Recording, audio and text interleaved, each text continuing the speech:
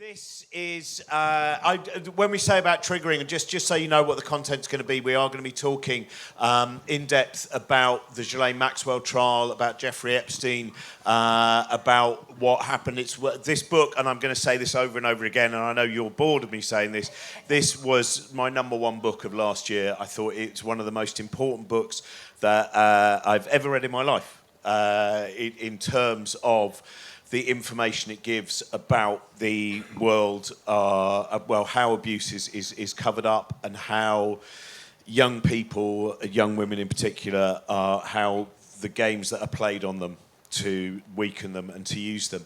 And so we start, I'm just going to set this up in some ways where we talked about this thing at Glastonbury. Like when I was 18 years old, I worked in the toy department at Harrods, and we all found out very early on about what went on there. Because if you had a young female blonde friend, what would happen is one of the people who worked in the toy department would say, "Oh, Sue, could you come upstairs and help demonstrate some of the toys? Mr. Al-Fayed would like to know about the new toys." And then the management would go, "Oh, I better pop back down to the floor," leaving the young woman with Mohammed Al-Fayed, who would then have a lovely chat with them and say, "Here's £20 to get a taxi home this evening," and do all those kind of things.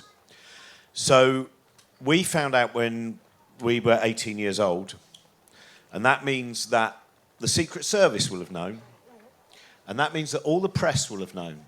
And so when someone like Piers Morgan, when Mohammed Al-Fayed died, said he was a bit of a rascal, we know what he was, so these people have had this information, and it was when I was reading your book that it suddenly just hit me so hard about how much effort is put in to allowing these people, and that this is across some of the most powerful, some of the people with the biggest platforms are ensuring that these people live a life, and maybe after death, or if they stop making enough money for other people, then they might be caught.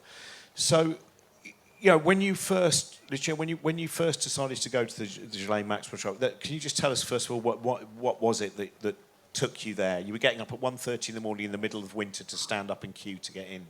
I was. Firstly, thank you so much, everyone, for being here. There's so many of you, which is so exciting. Thanks. And thank you, Robin and Beck.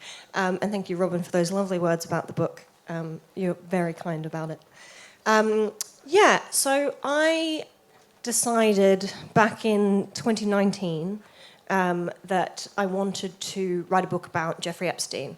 I had written 2 books about sexual violence, but I felt that the Jeffrey Epstein case, there's so many things. One of them is, as you were just saying, Robin, the institutional cover-ups that have gone on in this case, and many different institutions we're talking about, and it really shows you, as you said, just how much work people will put in to make sure that the truth doesn't come out about these things. That really interested me because I've always been really interested in systems and systems theory, and but then also the way that this worked, the way that this sex trafficking ring worked, was so focused around grooming, which is a really, really, really important concept, and one that I don't think we talk about enough. And I thought that this case might be a way that I could talk about that I could write a book about that. I had experience of it in my childhood, and it took me well into adulthood to understand the consequences of that and how these types of predators work.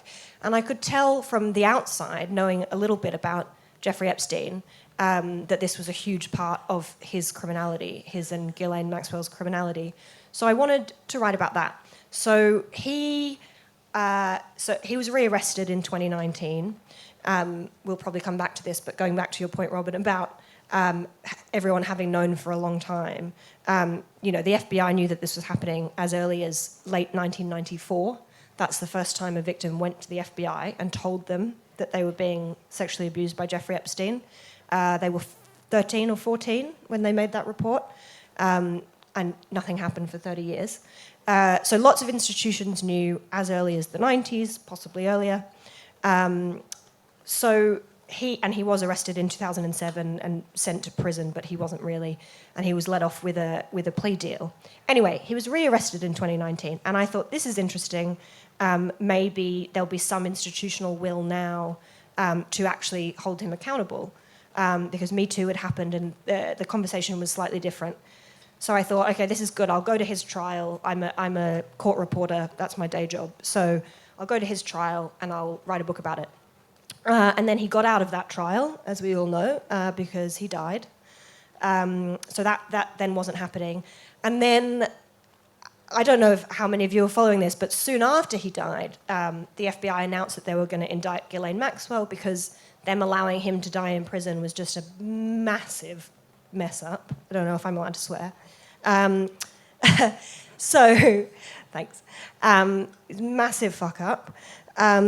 And they really needed to make up for that. So they indicted Ghislaine, and then she went missing for a year, hiding, and they found her. So when they found her, I thought, I'd spent a year saying, there's not going to be a trial about this, and that's really disappointing. And then they found her, and they arrested her, and I thought, okay, I'll go to this trial instead, because actually it will be more interesting in some ways in terms of the conversation, because she was really in charge of the grooming aspect of this sex trafficking ring. So I thought, I have to do whatever it takes to be there.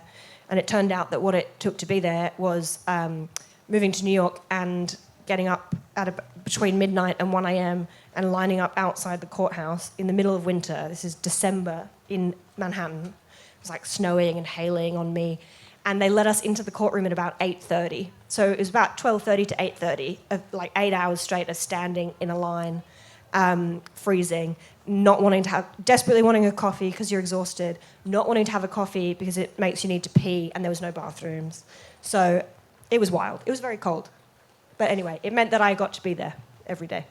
Just one more thing, again, talking about the kind of power and the Peter Mandelson, I think, who's now the British ambassador to the USA, he stayed in Epstein's apartment even after the first time when he had a brief period in prison, didn't he? Yes. And that was when he stayed in Jeffrey, and of course I think is one of the most regular in terms of the actual flight log. Oh yes. Yeah.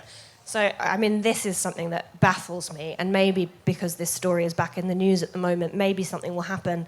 But I'm so surprised by the fact that Peter Mandelson has never been made to answer questions about this, because he is all over Jeffrey's files. He was on the plane all the time. I have a picture that was given to me by one of the survivors, which is now in the public domain, and she took it in 2008, so again, after he'd been arrested the first time. And it's a picture of Jeffrey and Peter Mandelson doing something weird with belts. It's a really creepy picture, and it's taken on the island. And this victim took it, and she's standing about 1.5 feet away from them. So, we know for sure that he was standing, very, very close to someone who was underage and on that island. At the very least, he definitely would have seen her. She's standing right there taking the picture. And he needs to answer questions about that, because he never has been made to, and now he's the ambassador to the US. You mention in the book about suspicious people sort of being around as well, the idea that you're sort of trying to be silenced. That must be terrifying. Like the mental acrobatics you have to do to try and focus on the story still, and at the same time. So how did you find that during the writing, and how have you found it since the book came out? Yeah, it's a really good question. Do you mean in terms of suspicious people? Like, there's one in particular that you talk about when had shown up to one of the survivors. Yes.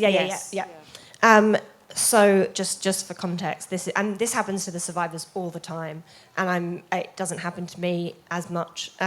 But when I was in Florida interviewing one of the survivors for this book, she'd never ever spoken to a journalist before. She testified at trial under a pseudonym. No one knew who she was, and she had agreed to speak to me.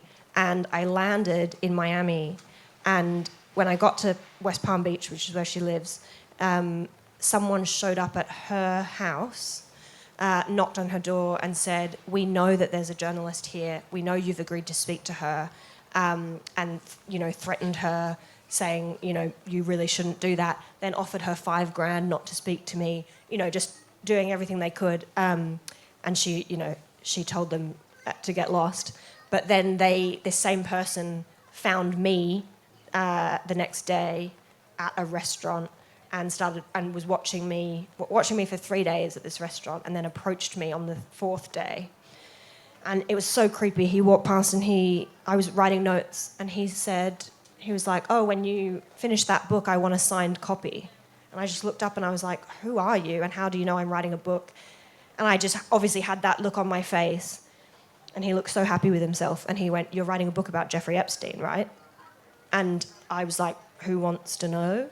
And then he sat down next to me and kind of trapped me in this corner of this restaurant, being very, very aggressive, touching me, and again, threatened me to get me not to write the book, then offered me the $5,000 to not write the book.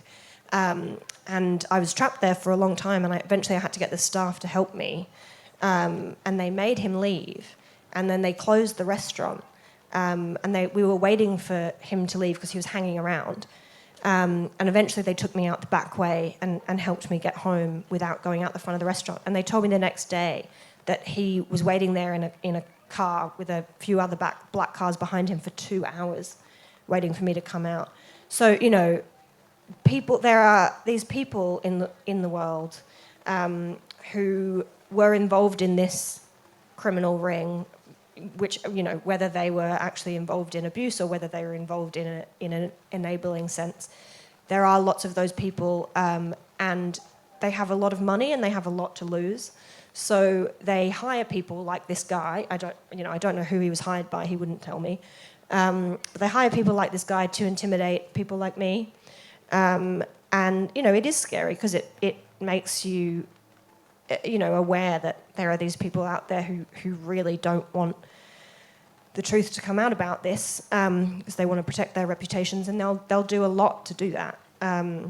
But then also it gives you the sense that, you're on the right track, right? If people are threatening you in that way, it means you're pretty close to something. So that's a way to help keep going. But the survivors, they get it so much more than me. And on this same weekend, there was a survivor. There were 2 survivors on 2 different continents. So I was in the US, and these were 2 separate continents who were approached that same weekend about me, saying, "Oh, there's a journalist in Palm Beach, and we know you're also speaking to her for her book." So they really know what's going on, and yeah, it's terrifying. I just want to touch on something that actually I really felt with the book as well. This all sounds very harrowing, and don't get me wrong, it is. The weird thing is, I came away reading it feeling hopeful, and I think it's because it's the first time I've heard these stories told in the way that they are, that felt like if people hear this, things will change. It's not enough to just talk about the monsters. It's not enough just to talk about, oh, that's a bad person, and to further them and other them. We need to hear how it happens from the beginning, because so many of us walk around going, yes, but it wouldn't happen to me. It wouldn't happen to me. And there were so many circumstances with those survivor stories where I just went, I could have absolutely been her. Right place, right time. My entire story could be different. And it's such a small, subtle thing. And I think more people need to know about this, because I think people look at survivors, they go, oh, they were different. They weren't smart enough. They weren't... But they're so manipulative, the way... And it could happen to anyone. But just then, even so, you're talking about people coming after you, and you said, at least it means I'm on the right track. There's this hope that you have still, and it comes through in your writing, and I just think that's so powerful to be able to talk about these things. But I just think it's such a gift that you bring into the writing, and even in this conversation. How do you maintain the hope? Thank you. I'm so glad that there is some hope in it, because I did want there to be, but by the end of writing it, I didn't know if there was. I was like, oh, I don't know if I've managed that in the midst of all this horror. So thank you. and actually, Robin and I were talking about this at Glastonbury, and he asked me a similar question, and it's hard to answer because I think remaining hopeful is not particularly rational in this situation, especially now, when we've got Trump in the White House and, all these people connected to Epstein in positions of power.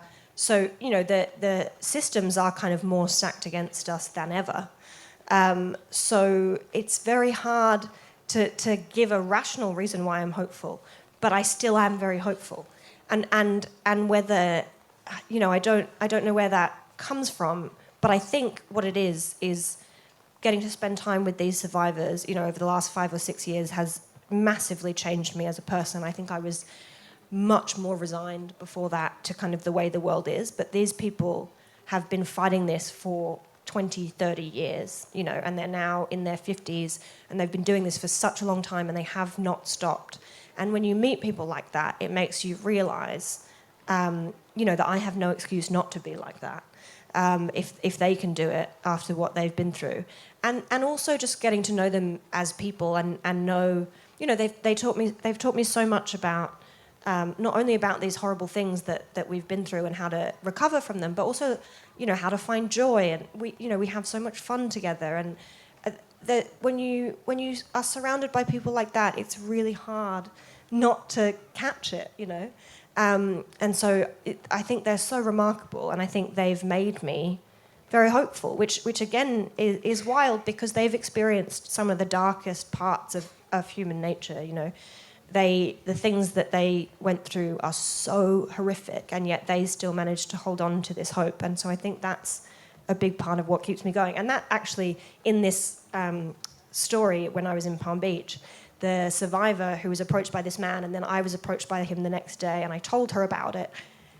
And, she was so defiant in the face of it. She just kind of laughed, and she was like, oh, well, that they seem a bit desperate, and she was just unfazed by it. And that was really inspiring. So I think it's all about them, really, and the impact they've had on me. Well, that's a poet you introduced me to last week on Instagram. Sadly introduced because they've just died, Andrea Gibson, and I think it's the line was, the truth may not be helpful, may not be hopeful, but the telling of it is. I thought, what a remarkable, and now immediately, of course, I'm searching for all of their work. But what do you think it is? Because I think the thing is that these stories are told so rarely that they seem like outliers, and yet, again, something, and I've become obsessed with it really in the last kind of year or so, which is realising how many sexual predators have been extremely close to our current king. So his most important guru, the person who was closer to him than Prince Philip, his own dad, was Lord Mountbatten. Now, that stuff is out there. It exists. It's not like crazy David Icke stuff. It's there. You can actually read up all that from when he was in India, from other places as well. Where he was, and then you see that Peter Ball, who was his religious advisor, an Anglican Bishop Lewis, I think, actually involved in a paedophile ring and used his friendship with Prince Charles to help cover that up. And then you have Lawrence van der Post, who was his real guru who guided him, who, according to Wikipedia, seduced a 14-year-old girl. You can change that word however you wish. And then you've got, obviously, Jimmy Savile being the person who was very close to him and Princess Diana as a marriage guidance counsellor. And once you actually... And whenever I've told people this, they've all gone, oh, my God, and they almost think you are being a crackpot. And then they look it up and they go, oh, this is all there, but... the polite thing is not to mention it. And that, to me, to go, that's not just people who were around him. These were the people who were closest to someone of incredible wealth and power. And that nicety, in huge inverted commas, of going, let's not mention that, though. When you think of all the petty, pathetic things that the press will drag up to ruin people's lives... and to actually keep quiet about this seems... So what do you think are the ways of changing that, because I'm not sure we're ever going to change at the moment the way British journalism is as a whole in terms of with the mainstream press. I'm not saying there aren't some very good investigative journalists out there, but what are the ways that we're able to just, because sometimes it just feels like we just need to keep telling these stories, because the more people who know, the more they go, bloody hell, I didn't know that. And just to know it's not rare. Oh, absolutely. And I think that is a huge part of the answer is saturation, is just making sure we tell these stories as much and as often as possible. Because what we have, and as you say, this is because the British media has historically been so awful on this. They really don't want to write about predators, and instead they spend a lot of time publishing stories trying to discredit victims. And what that means is we have a long history of people kind of immediately assuming that they should, in their minds, discredit victims in some way. And I think as a journalist, the best way I can combat that is to write about those victims as much as possible, and to actually introduce people to them. The majority of people who read the news will only know about accusers because there's been a headline about their previous drug use, or any of these things that people use, or articles accusing them of lying, and that's all people really know about them. And so I think what I try and do in my journalism is allow people to really meet them and understand, a few things. First, that no one who has ever been through this would make up an allegation like this for fun. It's an insane thing, this concept. It doesn't hold water when you look at how this actually goes for people. But also, just to meet them and in their humanity and understand what they've been through, and understand all the reasons why they are being attacked and undermined, and understand that it is because systems and institutions want to protect these powerful people, because institutions are inherently conservative and they want things to stay the way they are. And if we knew how many people in power did this, then that would be a threat, to the status quo. So I think reading in depth about these victims is really important. And then again, just saturation. So just telling these stories as much as possible, because that seems to be, for better or for worse, that seems to be where a tipping point comes in. When there are enough people speaking about one person, for example, then something will shift and mainstream newsrooms will start to cover it and governments will start to pay attention to it. So I think that's another part of the strategy. Can I also just add the importance? One thing that I think really struck me with this is you do talk about your own personal experience with it. Now, your abuser wasn't rich and powerful and up here in politics. And I think this is the thing. I think a lot of us other ourselves from survivors in terms of going, oh, well, that would... Now, and I say that as someone who's had their own experience. I would say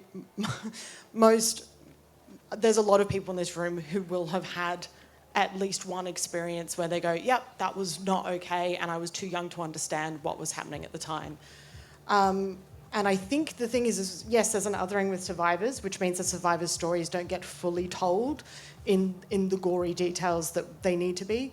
I also think there's an othering of the abusers, because we go, well, these people in positions of power and money and da-da-da, and that's what makes it feel like it's a conspiracy. It's what makes it feel like it's madness, right? Because these things only happen when there's rich people involved, and that is not the case. That is not the case. And as an incredibly powerful sign, I remember seeing at a protest where it was someone holding a sign that said, every woman knows a woman who's been raped, but hardly any men would say that they know a rapist.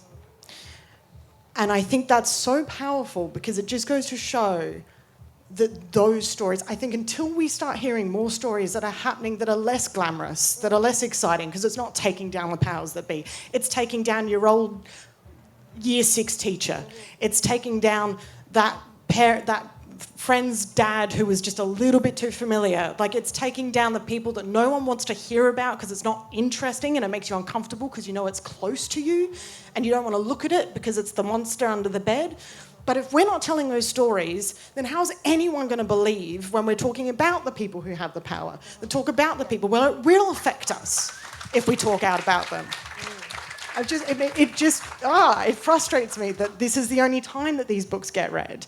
And I love that you put your story in there. And I think I really appreciate, because it is so brave. It's so brave and so powerful. And I think if we can get more people to pay attention to that. Thank you. And I think that's exactly right. What you've said is that we really don't have enough focus on the way that, this is totally systemic. This happens in every community, regardless of whether there are people who are traditionally powerful or wealthy involved in those communities. This is something that happens every day, all the time. And I think you're absolutely right that people really don't want to hear those more ordinary stories because it feels much closer to them. They think, okay, what if this has happened around me and I haven't seen it? And I think, again, the more time we spend on telling those ordinary stories, it helps people to understand, how manipulative these predators are and why it can happen in our own communities and we don't notice it, because that's what these predators do. They groom their entire environment, and the more people who can accept that and then, be on the lookout for it, understand how often it happens, then we really will have a shift in our communities and then society. And yeah, I think you're absolutely right that won't happen if we only focus on, people like Jeffrey Epstein, people who are very powerful and who seem completely divorced from our experience of the world. And I had this, I can't remember if I put it in the book or not, but I had this amazing moment with one of the survivors. And I was talking to her at the trial, and we were talking a bit about my experience, which was with a gymnastics coach. I was a professional athlete when I was young, and he was a professional perpetrator. I told her a bit about that, and so I said, he's not famous. He's well known in the sporting community in Australia, but he's not famous. And she said to me, she was like, no, don't do that to your story. She was like, it doesn't matter whether someone is powerful in the government or in finance or is powerful on your street or in your home. It is still, the effect on us as victims is the same. So she was kind of saying the important thing is that this person had power over you.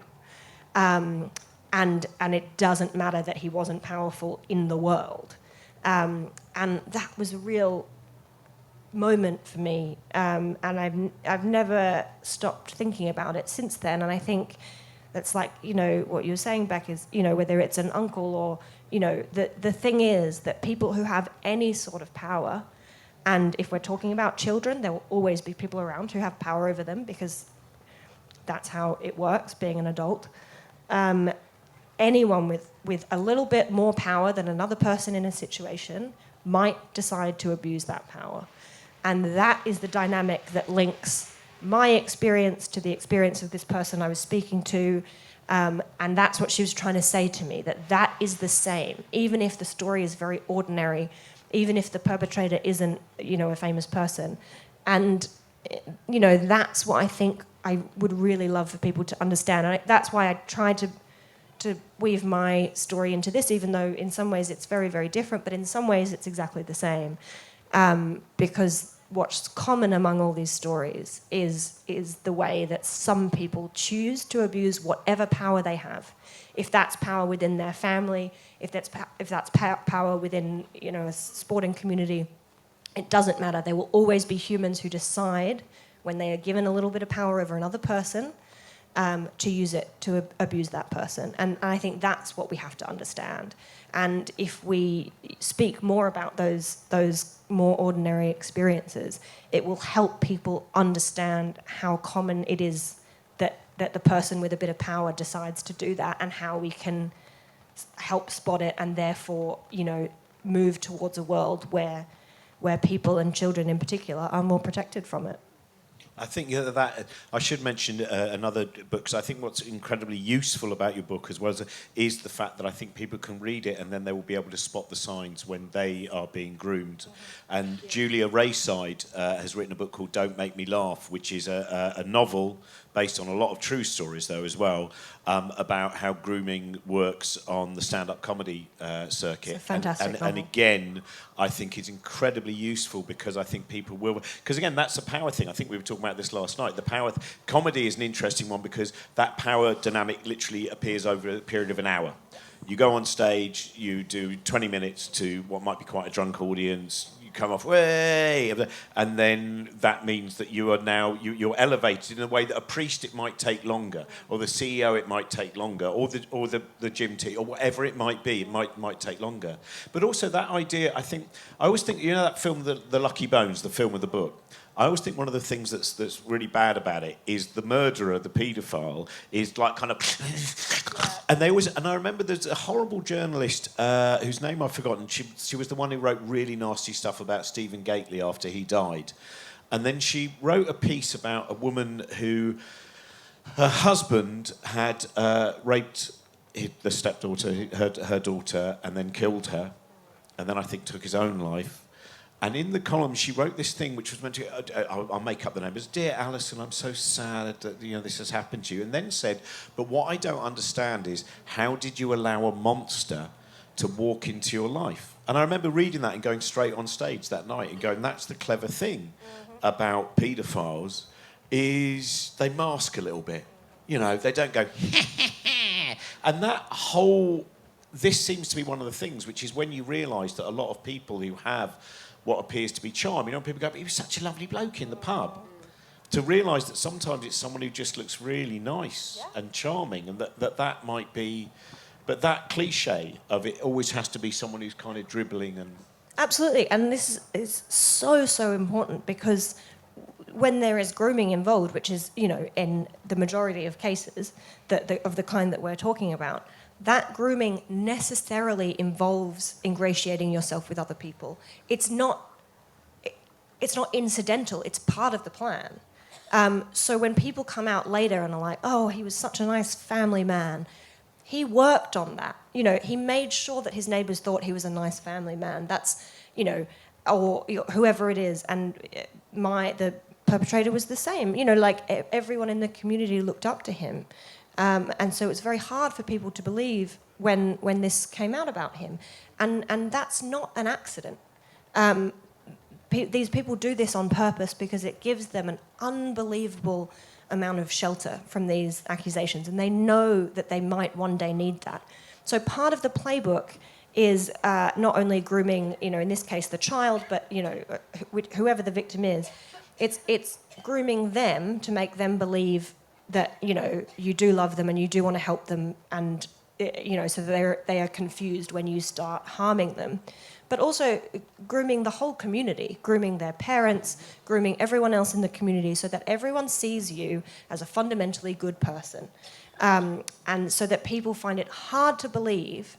It's part of how this kind of mass gaslighting that people do is, if you convince everyone around you that you are fundamentally a good person, good empathetic person, then it gives you that cover when someone does make an allegation, because you can use the community to help you in your gaslighting of them, because everyone else will say, "Yeah, he was a nice guy," or so it's a huge part of it. So when I see those things now that I kind of understand more about how this works, when I see those people saying, "Oh, he was lovely," or "he was charming," it doesn't tell me that this might not be true. It tells me that it probably is, because that's part of the system. It doesn't mean that people who appear to be arseholes are ultimately safe as well, though. Yeah. Just make That's important. I think one of the other things really struck me in the book is you make a point of, wherever possible, heralding the people who help you on your journey, whether it's keeping you safe whether it's, I mean, there's a nice little mention of a security guard who was looking out for you when you were waiting in the cold. But just these moments where you make sure to make a point of the times where humans are looking out for one another. And I also, not just in that term, but also you talk about some of the exes of the survivors who had been told these stories so that they would able to come forward and say, yes, they told me about this before all of this happened. And I just think that was another really nice way of showing a way of working with this issue. Robin, you're mentioning the comedy scene. I was 18 when I started stand-up. I was in Adelaide in Australia. I was the only female on the circuit at the time. And when the Louis C.K. stuff came out, I'd moved over here. And I remember saying, well, I'd never had any issues. Comedians were always nice to me in the green room, and I was the only girl, and I was young, and they could have taken advantage of me. And it wasn't until, like, several years later, chatting to some of the people who are sort of stalwarts of the comedy scene over there. And I said, yeah, it's so strange, I never... And they went... I actually had one of them say, oh, we wouldn't let anyone sit in a room... Like, if there's a couple of folks on the Aussie scene and they went, we never let you in a green room with them alone. And I said, what? And they said, no, because we knew what they were like and we couldn't do much about it at the time, but we could make sure that you were safe. And I said, why didn't you tell me? And they said, well, why should you have to have more worries than anyone else on the scene? Why should you have to not worry about, why do you have to worry about it? No one else does. You should have the same experience as all the other folks on the comedy scene. And I'm so grateful for that as well. Yeah. I mean, that's amazing. And it, as you say, that's like such a good example of people who do have power using it to take away some of the emotional labour and psychological labour that you would have had to take on if they had told you what they were doing. Yeah. And that level of insight that, okay, this is the position I'm in, this is the power that I have, what can I do with it that can be helpful? It's so important to remember that there are always people thinking like that. Even if they're hard to find, there are always some people who will use the power that they have for good in that way. And I should mention, there were certainly moments where people went, don't get a lift with this person, or things like that. I wasn't completely kept in the dark to a point that I was in trouble, but it was just, it just meant they rode the times of when it was right to tell me those things and when I shouldn't be burdened with those things. Well, that's why the promoters, I mean, there is a list on the comedy circuit as well. I think that and I know that there are groups of female comics who meet up and some of them you can ask and you can say, I'm putting together a bill. And I think, again, it's that bit of being proactive, as if you're a promoter, if you're a comedian, whatever it is, because I know how often, that there are women Katie Brand was, we might talk about that, Katie Brand, brilliant comedian, and someone who's been very useful very often just for saying, oh, by the way, sometimes about scientists as well. We shouldn't just think, it's all in all places. And, just getting that information and then going, well, sometimes it's the woman who then has to drop out of the lineup, and more often than not, I think there was a comedian, and they said, we were going to get Russell Brand to do this show as well. This was quite a few years ago, and she said, oh, well, I can't be on the same show as Russell Brand, and said, why? And it was her who had to drop out. So we have to change that power structure, and we all have to be, all the men who have that power have to be part of that story, and making sure that it is safe in the green room, making sure, and so that we don't even end up having to say, you don't get a lift with that person, because that person doesn't need to give you a lift because they're not on the bill in the first place. Yeah, absolutely. I think that's such a good point, and it really comes down to, this is something I've been thinking about so much, this idea of community, right? Because in all of these circumstances, the world we live in at the moment really encourages isolation, atomization, everyone to be thinking individualistically. And in the arts, that means it encourages us to feel competitive with other people, all that stuff. But actually, what we really, really, really need is to create these kinds of communities where there will always be a conversation going on about who's at each event, And so it's not just, that as a writer, I'll get asked to do a panel or whatever and then not even know who else is on it until the day, and then might have to think, oh, I don't want to be around that person or whatever. But so instead of that, us to always be having a conversation with the people booking things, saying who's involved in this, is everyone safe, is it okay? And then, as you say, Robin, we can solve this problem before it becomes a problem just by creating that sense of community among us, and then it means that people won't be put in those unsafe situations.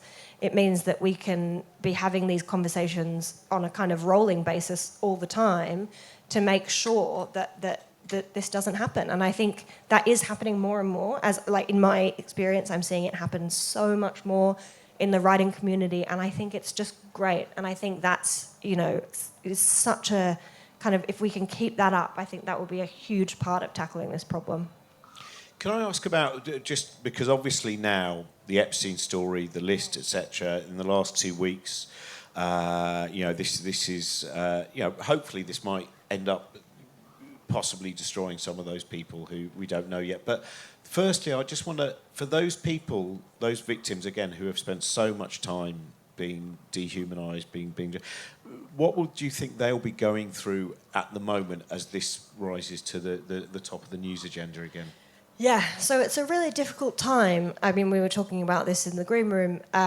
It's so hard because, having worked on this case for many, many years, you get so used to the fact that nobody really has an appetite for this story. Even when big things happen, like the trial, people will be engaged for a while and then it will go away. And what's interesting about the last couple of weeks is that doesn't seem to be happening. Something is different.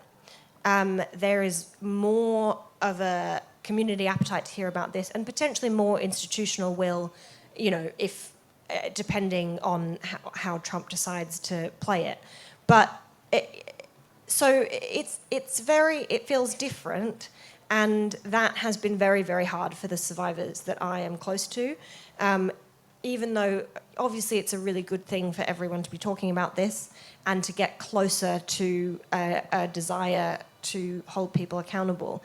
But in that process, it's just so important for us to hold them in our minds and think about how they are feeling when they wake up every day and his face is on TV again, and that same photo of Jeffrey Epstein is on every headline, and it's really, really difficult for them, especially when we have really well-intentioned people coming out and saying things like, oh, release all the files, we want to see them now.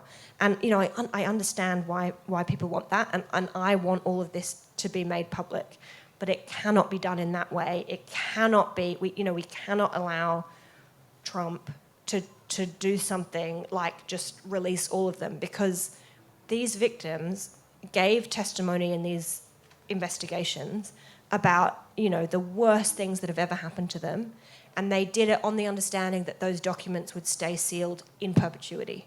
That was, the understanding on which they had the courage to testify against these very powerful people. And it is so important that we make sure that that promise to them is kept, because not a single promise to them has ever been kept, by any institution, by the government, by any of the authorities. So, right now they have to live in fear that they might wake up and that these files will just be public, and that is incredibly terrifying for them, because firstly it will mean that their names are out there, and it will change their lives. It will mean that people will show up at their house, people will threaten them, but also it means that this evidence that they gave when they were promised protection is now just out there in the world, and that's incredibly traumatic. And I think the one thing that we could do right this time is not subject them to more trauma than we need to. So I think it's just so important to keep them in our minds, and just be thinking about what it would feel like to wake up to that every day, and make sure that we can do what we can to keep them safe. And also there is no benefit to doing this kind of if we say indiscriminately release the files, there's no benefit to that because these victims have told us publicly and under oath about many of these men. The problem is not that the evidence isn't public. The problem is that nobody is listening. So, these victims have named Trump in lawsuits that are public. We know that Trump was connected to Epstein because of those lawsuits. We know that there are allegations of sexual abuse against him linked to Epstein because of those lawsuits. These victims have told us we don't need anything else in the public domain. That's not the problem. The problem is that there's no institutional will to investigate because nobody wants to hold these people accountable. So, it's just important that we don't put them at risk in pursuit of something that is not necessary, and that we do this in a way that keeps them safe. Because since I wrote this book, 2 people in it have passed away in their 30s and 40s. They survived Epstein, but that's why it's called the lasting harm. It's incredibly hard to continue surviving that every day. And between 2020 when I met them and as we're sitting here now, 2 of them are no longer here, and that is because the world made it so hard for them and so re-traumatizing. And so, we have to just be so careful not to do that again. Yeah, I've got it. Yeah.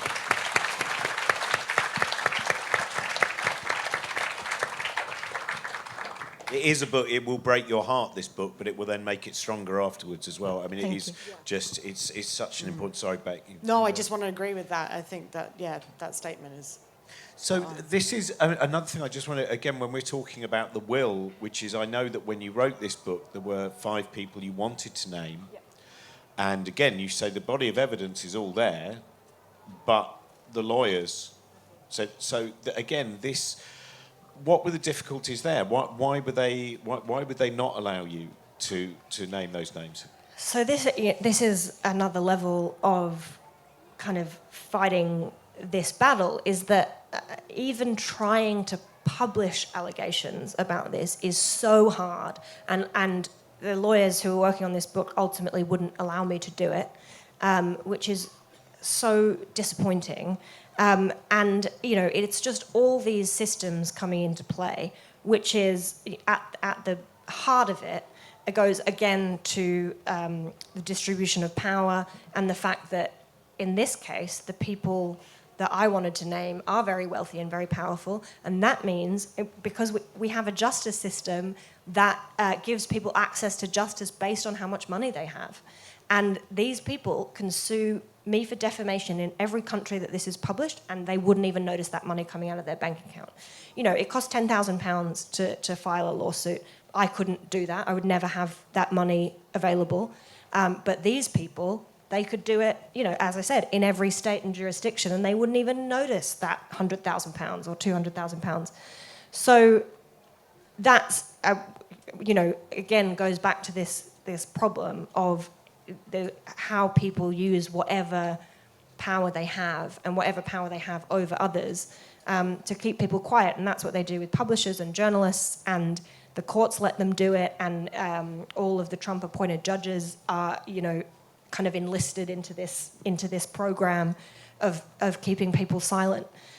So it's really hard and it's really disheartening. But I think, again, it is just... You have to take what you can from it in terms of staying hopeful. And what I take from that is, once again, if someone is trying to get me not to publish something, then I'm on the right track. And that's you just have to use that to keep going. And, keep working towards creating a world, being a part of the creation of a world in which these things can be published, in which, publishers... newspaper editors do have more courage and more institutional ability to publish things and fight for them.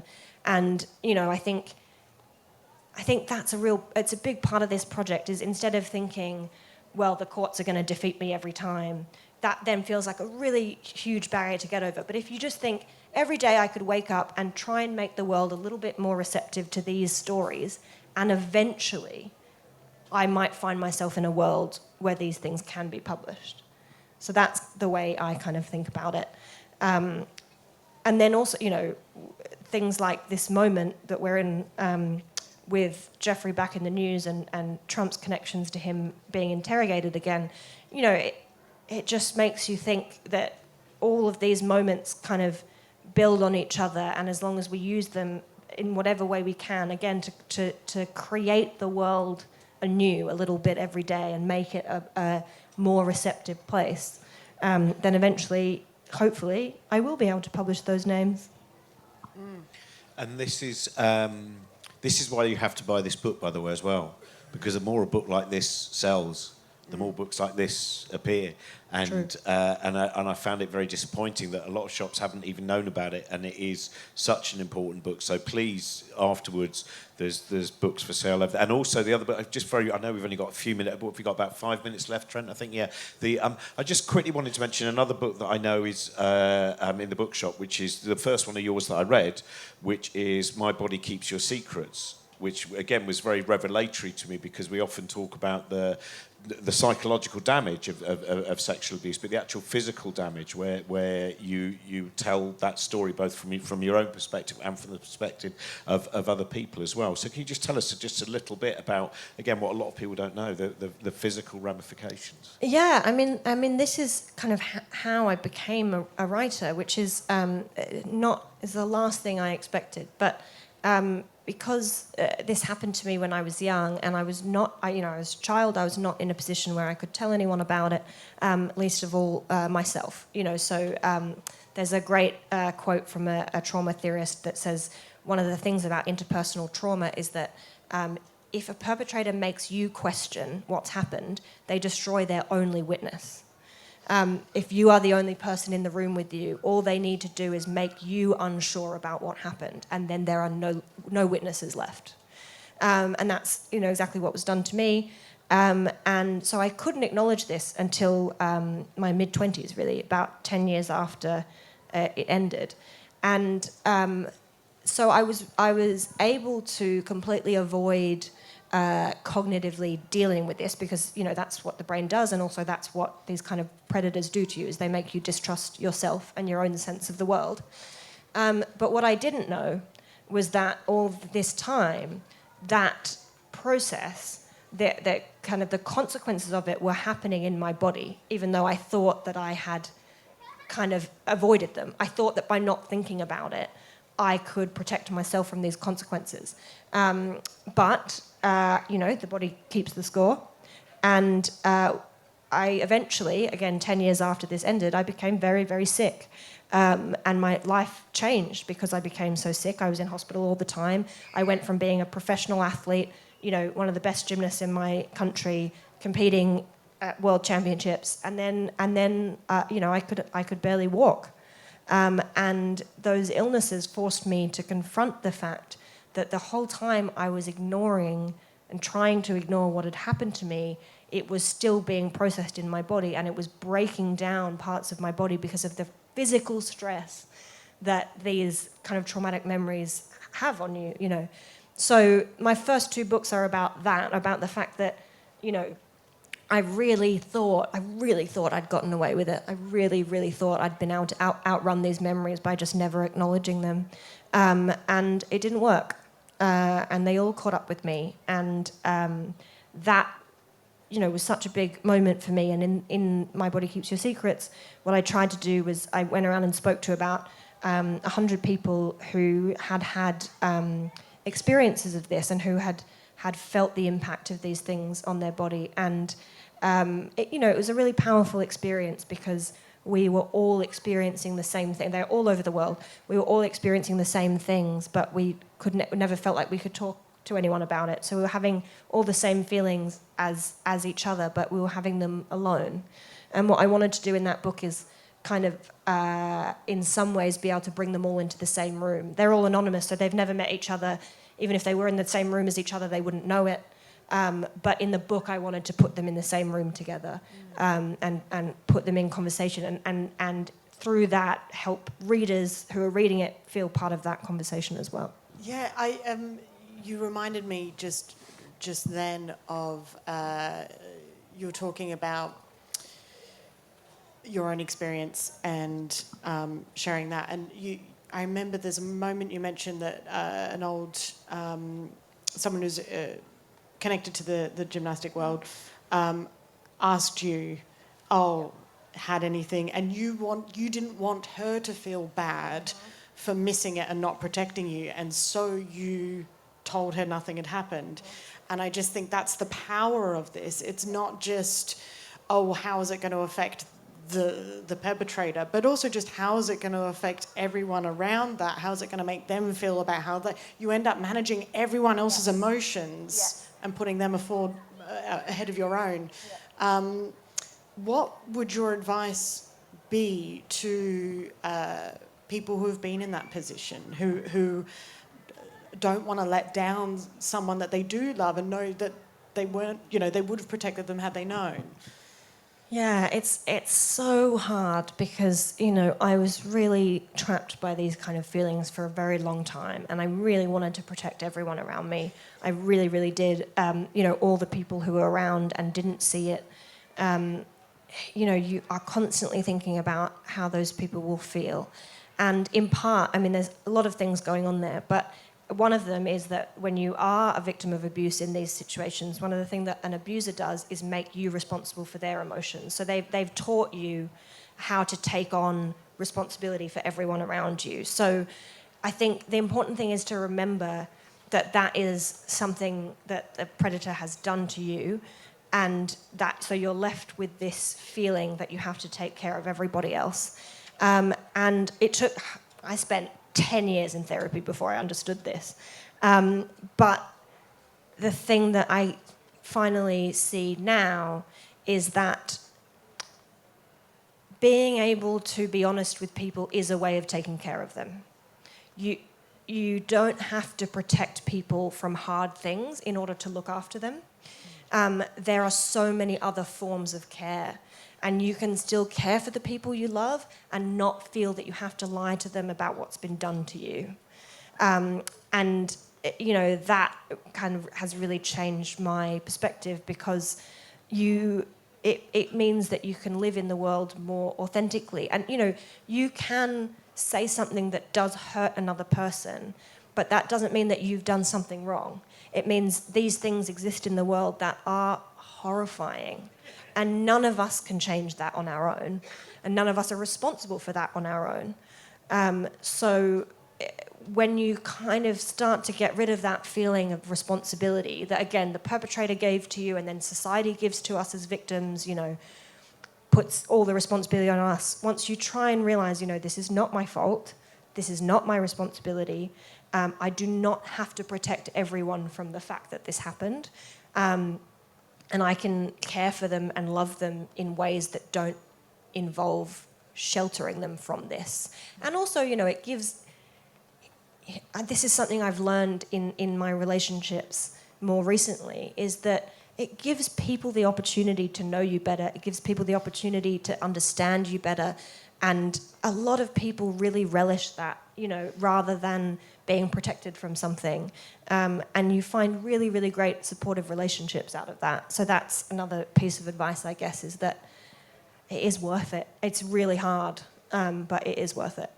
It's the importance of putting on your own air mask before helping other people. Yes. Yeah.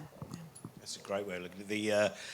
we've run out of time now, but I want to repeat that, because I think that Andrea Gibson line... The truth may not be hopeful, but the telling of it is such a powerful thing. Beck, thank you so much for joining. But Lucia Osborne-Crowley, thank you so much. Thank you. Thank you so much, Robin. Thank you so much, Beck. Thank you, Trent. And thank you, everyone, for coming. Thank you.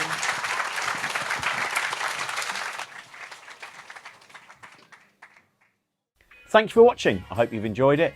Even if you haven't enjoyed it, I still think you should support us at patreon.com/Cosmic Shambles. And also, by the way, click and subscribe. That's what they say, don't they? I'm 55 and I'm having to say click and subscribe. Just for the loss of dignity, you should click and subscribe.